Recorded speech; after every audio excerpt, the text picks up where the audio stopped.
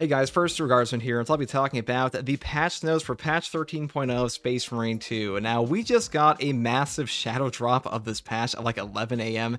EST. This was actually before the Skulls event even happened. They dropped the patch notes. They put all this out before the update for the new event even like showcased itself on any trailer at all. It is called the Purgation Update, and they say the patch 13.0 Purgation Update is now live. You can find the complete patch notes below with comments from our game director, Dmitry Grigorenko. So here we have all like, new bosses, blessings and atonements, new operation purgation, the new bolt carbine sidearm one-handed, and the new cosmetics I'll be showcasing in a bit. So new features: number one, new operation purgation. The combat squad Viridian must reclaim Mechanicus facility in the Kadaku swamps. Communication is lost, and Nozick's research is still inside the laboratory. Now, this one looks pretty cool. I have not played around this one just yet, but we'll be doing that pretty shortly. And here they also say, new feature, Battle Simulator. This is just the practice arena. They say a new customizable battle arena, which you can practice fighting various enemies and their combinations, as well as trying different weapons, equipment, and loadouts. I have not played around this one too much yet. I know I looked at it a bit. It does look pretty good. I think console players would be quite happy with this one. But as far as like compared to the mod on PC, it's really not even close. New features, new loadouts, and perk swapping. Players can now switch perk loadouts alongside weapons during a session. Perk loadouts are tied to your weapon loadouts, so prepare accordingly. So this is a huge quality of life feature. This will help out the siege mode especially because some weapons only work well against certain factions in the game, and for a while now, your perk loadout stations really did not matter at all beyond just like swapping weapons, but now you can actually swap them alongside your weapons, so pretty good for that. Now here we have a new feature, Wargear 2.0. Expand customization options allow each class to wear multiple war gear at once, such as capes, iron halos, and sensor antennas. We are going to continue to expand the customization system. With the next update, we're also be adding robes and tabards to the shared war gear pool, but as in this update, players will have to earn their war gear. Also, more unique war gear items are coming. Now, I have actually taken a look at the Ultra Grind ordeals here. Some of them are pretty hard. They have some rewards for doing true solo and stuff like that. This will not be easy content, guys. Like, unlocking your war gear, it is tied to stuff like absolute difficulty, which for most of the player base, it's like super dedicated, not too bad. If you're like a super casual player, this is endgame content. Like, the war gear grind here is absolutely endgame content. It will not be super easy for you to complete, so just keep that in mind. Known issues that will be fixed in an upcoming hotfix. Iron halos cannot be customized pending the equipped backpack for the tactical and bulwark. Storm shields cannot be customized. The bulwark has an iron halo equipped. War gears are not available if the player selects an armor set template. And the new siege content for the Siege 2.0 update is as it says below. A massive update for siege mode, and new items to buy in the siege shop, fresh bosses, additional objectives, and a brand new blessings and atonement system. Learn more in the dedicated part below. A new feature, Trials of Resolve. New challenging ordeals with unique rewards, and the new weapon, the bolt carbine one-handed, a new secondary weapon for assault and bulwark. I haven't played around with this one too much yet. I still have to level this one up because it is a brand new weapon, but it does look like it's going to be pretty strong. I expect the CHP recovery is going to be quite good. Something more interesting than another sidearm is actually on the horizon. So that's either a hint for a new melee weapon, like a greatsword maybe, or maybe a new primary range weapon. New PvE equipment, Pyre Blaster Canister. So we kind of got a hint about this, that we were going to get a like Prometheum incendiary grenade, a piece of equipment that functions like an incendiary grenade and requires to be shot to explode. Oh, that's kind of interesting thing. It requires to be shot to explode. I mean, maybe that's a good thing because burn effects are pretty strong in Space Marine 2, but Incendiary Grenade, that's a nice thing to have because if you're unaware, the burn effect in Space Marine 2 is like one of the strongest boss killers in the entire game. So a new Pyroblaster Canister, that could be pretty strong. New heroic items. They've added 3 new heroic weapons to unlock with accolades: new Plasma Pistol, Relic Battle-Worn Plasma Pistol, Chainsword, White Scar's Chainsword Block, and the Power Axe and Carmine Axe. Now, I have covered all of these on the channel already, so if you're curious about like how these work, I do the video for that. And I'll also be making a ton of build guides around these. But so far, this is one of the better set of melee weapons, and even though the charged plasma pistol is a little gimmicky, it's still quite strong. New season pass content: Iron Hands chapter pack, Tap Marine Champion plus signature Omniscient Axe skin, left and right greaves, left and right gauntlets, left and right pauldrons and decals, 4 successor chapters. So the 4 successor chapters here are Sons of Medusa, Brazen Claws, Red Talons, and Iron Lords. And I have like taken a look at the Tech Marine Champion a bit. So basically, most of his pieces are able to be swapped onto other Mark X platforms. You can find this stuff on like Tactical, Assault, and stuff like that. So it's not as limited as might seem initially. It does look pretty damn cool. There's also Iron Lords, or excuse me, not Iron Lords, Iron Hands cosmetics beyond that for like robotic legs and stuff. So pretty cool stuff. Gameplay and balancing tweaks. So this is pretty interesting here. Firearms and PvE. Non-headshot damage increased by 30% for bolter weapons. As we have discussed before, we want to close the gap between body and headshot damage for ranged weapons. The issue is that headshot damage calculation was very complex because there were two sources of it: enemy damage zone sensitivity and the weapon itself, which results in weird multiplicative stacking that was very hard to manage and track. With this update, we were doing a massive rework and cleanup where we went through each enemy and adjusted its internal damage region sensitivity. In short, as a result, headshot time to kill of all enemies should be the same, while non-headshot time to kill will be lower by 30%. So that's a pretty massive buff. I mean, I think a lot of the player base discovered with crack and penetrator rounds on like things like the heavy bolt rifle, the tactical last patch, that non-body shot, or excuse me, non-headshot damage being increased on bolter weapons feels really good to play with. I actually made a video about that like a couple months ago. It's like, this is definitely a great change. It's not as strong as the crack and penetrator rounds perk is, but I think that's really good. You know, maybe this affects grenades. We'll see. If it affects grenades, that's probably not intended, but keep in mind, we don't have a public test server yet, or we didn't have one for this patch, so that might get patched in the future if it does. Now they say here, the global headshot modifier has been removed from Majoris and Extremis enemies and adjusted on Terminus enemies. The headshot bonus now depends directly on the weapon stats rather than on the target stats. Weapon headshot bonus was greatly increased for all bolter weapons to compensate for removal of headshot bonus from enemies and known issues. As a result of the body shot damage rebalance, the gun strike damage of secondary weapons shifted a lot. In some cases it increased, and in some cases it decreased. This is not intentional, it will be addressed in the hotfix. So yeah, like I said before, we had no PTS, so some things are a bit of an issue. And also, I'm curious how this will work, because if you're unaware, some enemies like ranged enemies already take 50% bonus damage from ranged weapon attacks, like plasma especially, and because of that, I think they just got rid of that entirely. So I'll have to play around with that in game. PS, we haven't forgotten about contested health rework. It's still coming. The change is very big, very complicated from the technical side as well. It needs to be play tested a lot. Since the patch 13 didn't have a PTS, we were not comfortable to release it into the wild. It's probably a good choice, because I imagine a lot of bugs in this patch already. Now here they say the Neo Volkite pistol got buffed. Heat status effect accumulation, is increased by 16%. Contested health recovery increased by 18%. These are huge bonuses. I mean, CHP recovery was always the worst part about this weapon. I think I might actually like the Neo Volkite now, because for a while, the CHP recovery was pretty much only tied to the actual detonation of your heat overcharge, and because of that, this weapon kind of sucked. Now here they have plasma pistol, common shot damage increased by 30%. The pistol's versions have been updated. The cooling speed version now also features increased max ammo, and the default version is now a damage focused version. Okay, I mean, that's pretty cool. I still think rate of fire will be by far the best, but having like a little bit better common shot damage is pretty nice, especially if it also increases off of things like crack and penetrator rounds and stuff like that. Now, plasma incinerator, common shot damage increased by 40%, charge shot damage increased by 10%.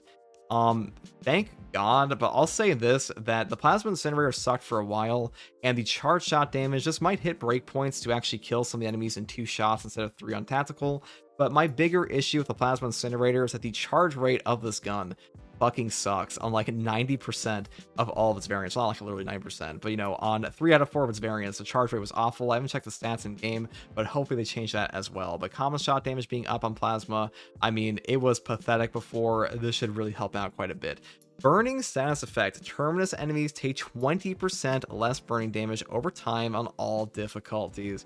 Okay, so they nerfed burn a little bit. That kind of makes sense, because at least on bosses, because what you could do with a Pyroblaster is you could take balance distribution, you could stack burn on them, you could then use the parry 50% damage taken buff or debuff on the enemies, and you can just sit there and auspex them and kill them in like 2 seconds on siege mode, and just like the more enemies you had, the better it got. So they only nerfed it for bosses.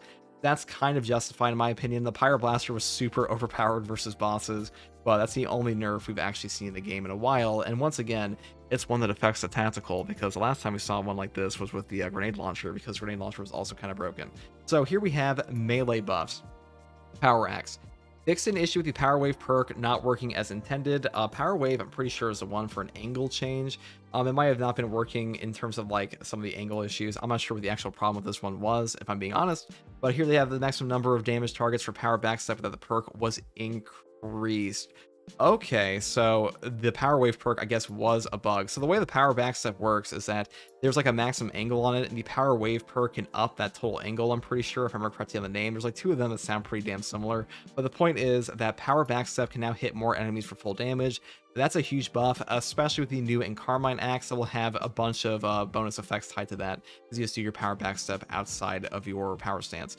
Fix the incorrect cooldown value in the description of the restoration perk, change from 20 to 15 seconds.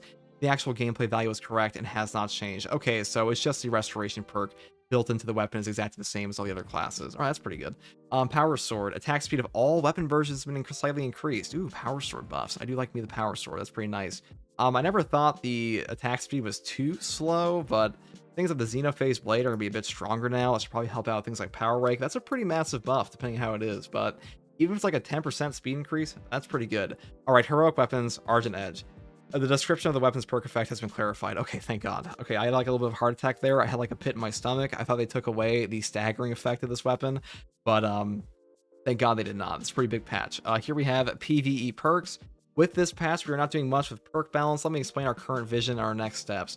There aren't many perks left, 15 total across all classes that have less than 20% relative pick rate in their column on the hardest difficulty, which sounds good in theory, but that doesn't mean that we are happy. We need to add more toys for our sandbox gameplay before we start placing perks, just like the burning sass effect or shock effect. They can be used in multiple ways, weapons, perks, etc.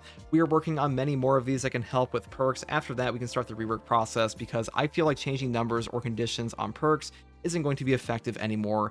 We need more interesting stuff, and afterwards we'll start big overhauls. Our first priority is going to be the tactical class. While it's super strong in both range and melee combat, I think it lacks more defined melee build options. This is kind of true. He's like mostly just like a battle focused machine. Second priority is going to be the Vanguard class. I think it's the biggest problem is that his ability is too one-dimensional, especially when compared to Assault. So they mentioned before we were getting Vanguard changes. I guess they have moved those up to a future patch because they didn't want to like launch without a PTS, but Vanguard changes are coming. And they said the third priority is going to be the heavy class. Again, super strong and effective class. Lots of build variety. This is just bullshit, okay? This is straight up bullshit. This guy has like 2 perk combos in the whole fucking game. But it comes solely from his weapon loadout. Okay, they answered it. Never mind, I take it back. His perks don't do enough to promote different play styles. Yeah, they definitely do not. He definitely needs a perk class rework. As far as I think about the what they said here about like, oh, we can't do much with perks anymore in terms of like damage bonuses, that's nonsense. That's just not true at all. There's some like straight up trash perks and damage. Like melee mastery and retribution are just way weaker than they should be. Melee champion is a garbage perk on the Vanguard for like ages now. They have to touch a lot of the damage numbers on these, but like maybe they'll take some feedback on that eventually. Tech Marine adds Sanctified Wrath reliquary equipment to methodical destruction perks, so trigger the perk as well as other equipment. So now you can get the 25% damage bonus on like an aura farming enemies with Sanctified Wrath Reliquary. That's pretty cool. And explosives add up damage increase from 35% to 50%, a 50% damage bonus on your equipment. That's pretty strong. Reinforced position, increase bonus from 25 to 30% less damage, and deal 15 to 20% more damage. I mean, that's an okay buff, but like reinforced position is definitely still weaker than the battle focus, whatever it was, that gives you more armor. Heavy, cool reserve damage bonus increased from 15 to 50%. Yeah, because like that was definitely the issue with Cool Reserve. Cool Reserve is a perk in this game that means when your teammates are all grabbed or all downed, you'll get a 15% buff and not overheat. The actual trigger point is what's shit about this perk, not the damage increase. So this is like a nothing burger. You will still never pick this perk. I don't even know how they thought it was a good idea here, but whatever. Siege mode, add more items to the requisition terminal, Tarantula Sentry Gun upgrade. Ooh, upgrade, that's pretty cool. Tech Priest, Minefield, Discipline Reinforcements, the Tech Marines in the Starty spot, and explosive resupply. So all the leaks were true here. This is like an image of all the new perks we have. Yeah, so all the leaks we had for Siege mode were true. So just keep that in mind that once again, they are all vindicated. Added blessings and atonement system. Blessing and atonement systems every 5 ways receives a permanent blessing in the new shrine and endures shifting atonements. This is a new shrine here. It just kind of looks like the ones we see on the battle bars for ordeals and stuff. Adjusted difficulty of the siege mode, add the high tyrant vortex beasts as bosses. They can spawn on waves 5, 10, 15, etc.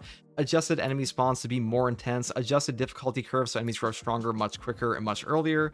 Okay, because the base difficulty of siege mode for a long time was tied to lethal difficulty, and then after wave 15 they would get stronger. So like their intention here might just be to kill you before you get to super high waves, so the game takes less time, which is kind of funny, but what are you gonna do? The intention is to make siege mode sessions quicker and more intense. In addition to that, yeah, so here they say sessions quicker and more intense, which by what they said here on making them grow much stronger, much quicker, much earlier, their plan to avoid the timer and the horrible lag of siege mode is by fucking killing you, which I guess that works, but not really solving the performance problems, are we? In addition to that, we are giving players more options for build crafting to make each run different. Since siege mode rules have changed that much, we've reset max completed wave counters in players' save files. Okay, so build crafting is tremendously different now. This is definitely true. The max waves achievable now might be way lower. Who knows? Might be higher, might be lower. We'll see. We'll see as the meta shifts. Siege timer reworked.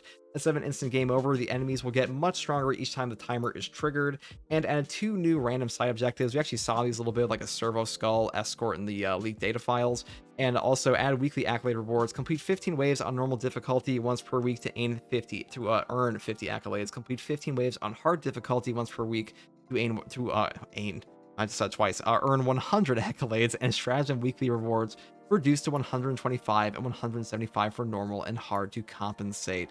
So they lowered the weekly rewards of hard stratagems and the normal stratagems, and now you also can play siege mode, which actually comes out to a greater time investment. I'm not sure if players are going to like that, I'll be honest. The total number of accolades you can earn per week without dailies is higher than patch 12, went up from 350 to 450, yes, but it's also less efficient, so it's unfortunate. Here they have added more siege mode, weapon skin rewards, Screamer Pink, Death World Forest, the Messy Desert for all weapons, add missing color skins for weapons that were added later, i.e. the Power Axe. So here we have some of the new ones. Oh, these actually look pretty damn good. A yellow sniper actually goes hard. This will look really good like an Acropolis Hawk. Levels, quality of life, customization, and enemies. God, this is a fucking massive patch, guys, I'm gonna be honest. My voice is getting tired reading this one. Levels, lots of minor fixes to level geometry, gameplay quality of life, add a small invulnerability window after a finisher animation, improved visibility of enemy incapacitated VFX when it's also burning. Customization, added new free armor, lens, cloth, and decal colors, and also added new free cloth colors: Death Guard Green, Zemesi Desert, Corn Red, Runefang Steel, Bondia Brown, Cantor Blue, Zarius Purple, and Nagaroth Night and Phoenician Purple. So these are all new for the Bulwark as far as I know. They have like a video here if you're curious about that. You want to find on the forums. Add new free lens colors. You shop T-Bones. Wait, we're getting 1, 2, 3, 4, 5, 6, 7, 8, 9, 10 new lens colors. That's pretty fucking hype. Add new free Grief patterns with Shin Boots. Add new free Grief decals. Battle Line, Veteran, Close Support, Fire Support, Command, and 1 color knee markings. Okay, so you get to actually like more properly rep the proper chapter markings. That's pretty good for like the Codex compliant chapters.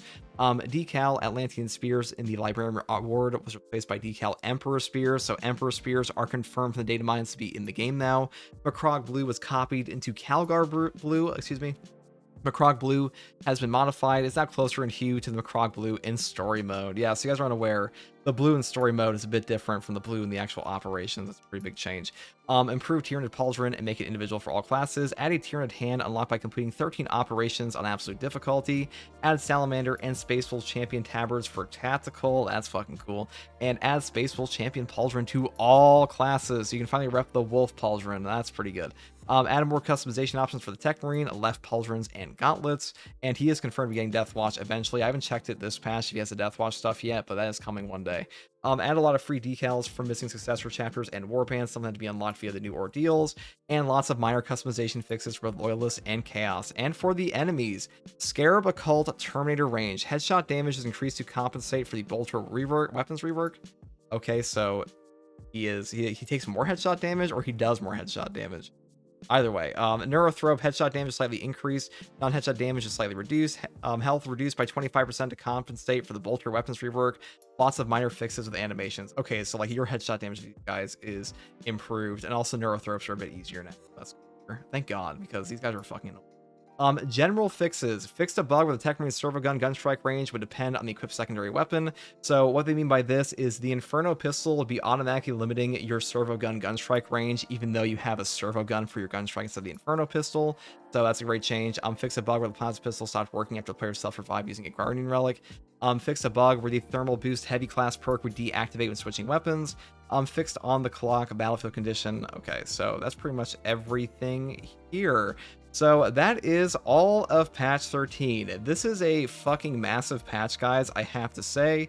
There's stuff here for every player who likes operations, hard strats, siege mode, customization, doesn't matter. I will have guides for all the builds in this patch for siege mode, and also things like the new customization stuff in the ultra grind ordeals. And that is everything I have to say in this one, guys. Let me know what you think about the new patch. If you had your hands on it already, I know it just came out, but I think most people are going to be pretty happy with this one. If you like content like this, subscribe for more, and as always, thank you for watching. Take it easy. Bye.